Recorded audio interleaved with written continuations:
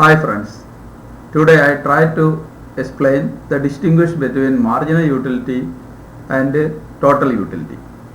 What is marginal utility and what is total utility? What is the difference?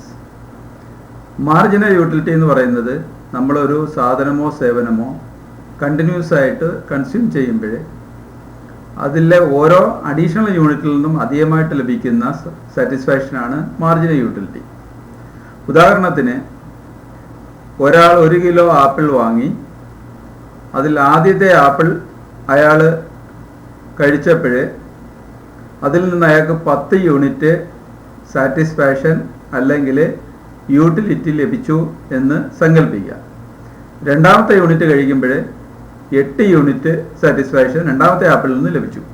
അപ്പോൾ ആ രണ്ടാമത്തെ ആപ്പിളിൽ നിന്നും ലഭിച്ച യൂട്ടിലിറ്റി അല്ലെങ്കിൽ സാറ്റിസ്ഫാക്ഷനെയാണ് മാർജിനൽ യൂട്ടിലിറ്റി എന്ന് പറയുന്നത്. അപ്പം ഒരു സാധനത്തിൻ്റെ അടുത്ത ക്വാണ്ടിറ്റി യൂസ് ചെയ്യുമ്പോൾ അഡീഷണലായിട്ട് ലഭിക്കുന്ന അധികമായിട്ട് ലഭിക്കുന്ന സാറ്റിസ്ഫാക്ഷനെയാണ് മാർജിനൽ യൂട്ടിലിറ്റി എന്ന് പറയുന്നത്.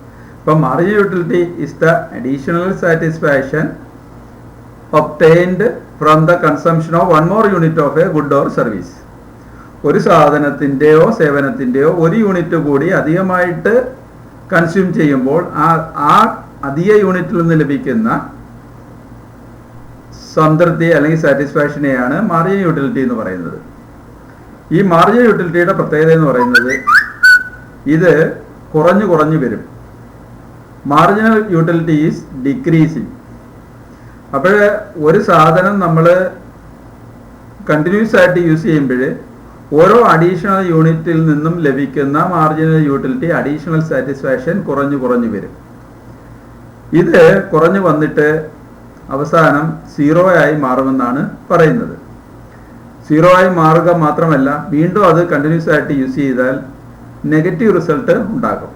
അപ്പോൾ മാർജിനൽ യൂട്ടിലിറ്റിയുടെ പ്രത്യേകതയാണ് marginal utility is diminishing and after A stage it will become 0 and also negative.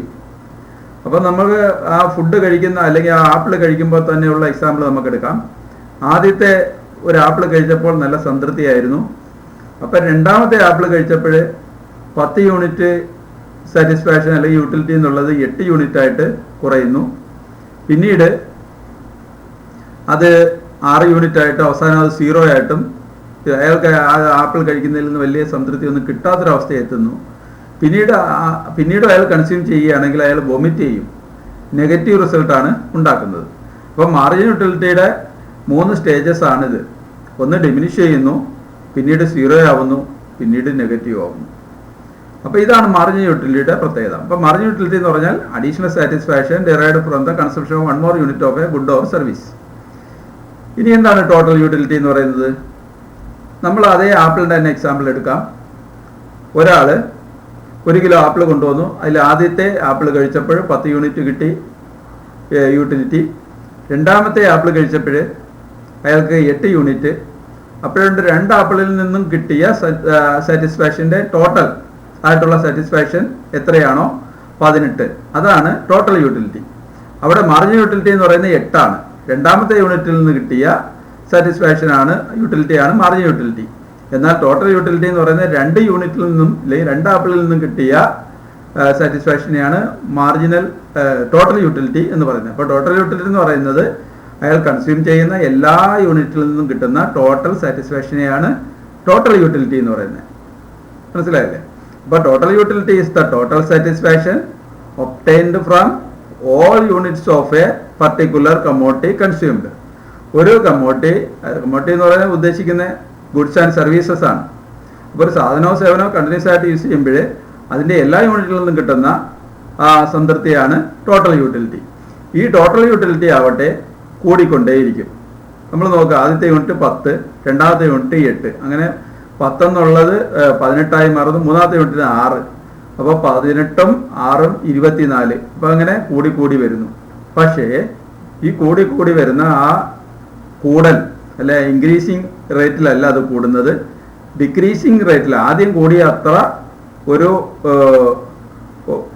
കൂടൽ ഉണ്ടാവുന്നില്ല അല്ലെ. അധികമായിട്ട് ആ വർധന ആദ്യം കൂടിയ അത്രയും വർധന പിന്നീട് ഉണ്ടാവുന്നില്ല. അപ്പോൾ ടോട്ടൽ യൂട്ടിലിറ്റി എന്ന് പറയുന്നത് കൂടിക്കൂടി വരുന്നു. പക്ഷേ ഇറ്റ് ഈസ് എ ഡിക്രീസിങ് റേറ്റിലാണ് ടോട്ടൽ യൂട്ടിലിറ്റി കൂടുന്നത്. അപ്പോൾ മാർജിനൽ യൂട്ടിലിറ്റിയും ടോട്ടൽ യൂട്ടിലിറ്റിയും തമ്മിലുള്ള വ്യത്യാസം മനസ്സിലായില്ലേ? മാർജിനൽ യൂട്ടിലിറ്റിക്ക് 3 സ്റ്റേജസ് ഉണ്ട്. ടോട്ടൽ യൂട്ടിലിറ്റി എന്ന് പറയുന്നത് കൂടിക്കൂടി വരും, പക്ഷേ അത് ഡിക്രീസിങ് റേറ്റിലായിരിക്കും. അപ്പോൾ ഇതൊരു സർവീസിനെ സംബന്ധിച്ചും ഇത് രണ്ടും ബാധകമാണ്. ഇപ്പോൾ മാർജിനൽ യൂട്ടിലിറ്റിയുടെ ഒരു എക്സാമ്പിൾ നമ്മൾ സർവീസിൽ അപ്ലൈ ചെയ്ത് നോക്കാം. ഉദാഹരണത്തിന് ഒരു മൂവി കാണാൻ പോകുന്നു. അപ്പം മൂവി കാണുക എന്ന് പറയുന്ന ആ ഒരു സേവനം നമ്മൾ അനുഭവിക്കുകയാണ്. ഫസ്റ്റ് ടൈമിൽ നമ്മൾ മൂവി നല്ല രീതിയിൽ എൻജോയ് ചെയ്യും. സെക്കൻഡ് ടൈമിൽ അത്ര ഒരു എൻജോയ്മെൻറ്റ് ഉണ്ടാവില്ല. പിന്നീട് ഫൈനലി ഒരു എൻജോയ്മെൻറ്റും ലഭിക്കാത്തൊരവസ്ഥയിൽ ഉറങ്ങും. അങ്ങനെ ഒരു അവസ്ഥയിലേക്ക് പോകുന്നു. അപ്പം മാർജിനൽ യൂട്ടിലിറ്റി എന്ന് പറയുന്നത് കുറഞ്ഞു വരുന്നു, സീറോ ആവുന്നു, നെഗറ്റീവ് ആവുന്നു. അങ്ങനെ ഒരു അവസ്ഥയിലാണ്. ടോട്ടൽ യൂട്ടിലിറ്റി ആവട്ടെ ഇൻക്രീസ് ചെയ്യുന്നു, പക്ഷേ ആ ഇൻക്രീസ് എന്ന് പറയുന്നത് ഒരു ഡിക്രീസിങ് റേറ്റിലായിരിക്കും.